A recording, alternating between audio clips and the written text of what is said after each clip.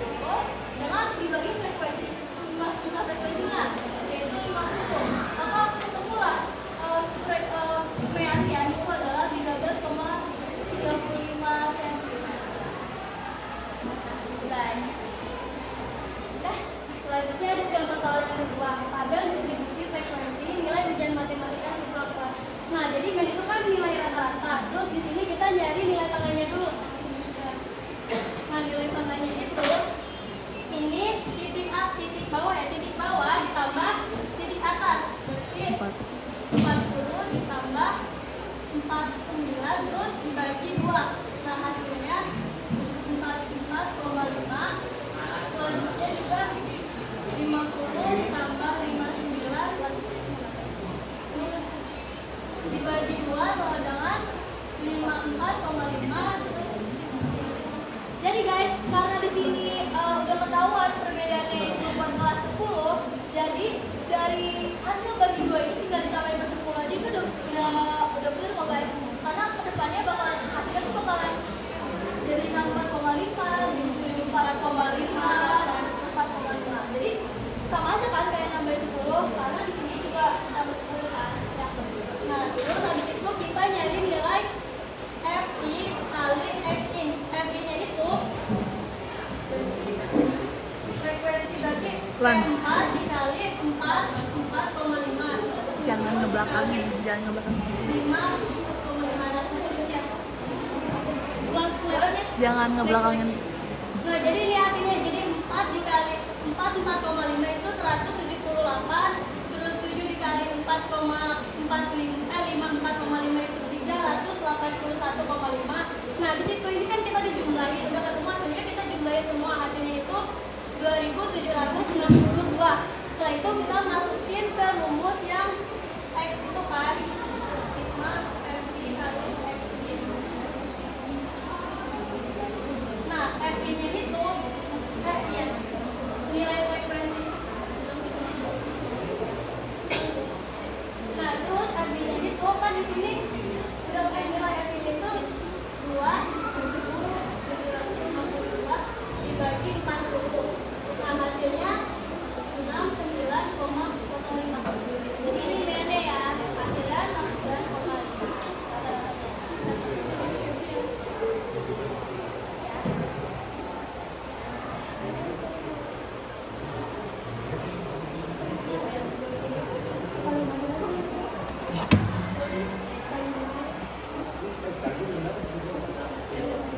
Sekarang kita akan membahas contoh soal nomor 3.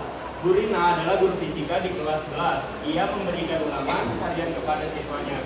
Berikut adalah data nilai ulangan fisika yang diperoleh oleh siswa. Nah, di sini dapat kita lihat di papan tulis ada data-data nilai siswa anak Bu Rina nih. Bu Rina. Ya, di sini tertera ada nilai 50 sampai 59. Ini sebenarnya sama kayak tadi, ya kan? Di sini tuh rata-rata tuh pada skip 10 gitu ya? Jadi Rentangnya itu 10. Langsung aja tuh. Langsung aja. Dan kita udah tahu nih nilainya dan frekuensinya. Coba next slide aja. Nih, langkah pertama kita menentukan titik tengahnya. Caranya sama kayak tadi, yaitu diketahui kan 50 ditambah 59 kan hasilnya kan 109. Kita dua aja dibagi 2 hasilnya tuh 54. Hasilnya tuh 54,5. Betul enggak?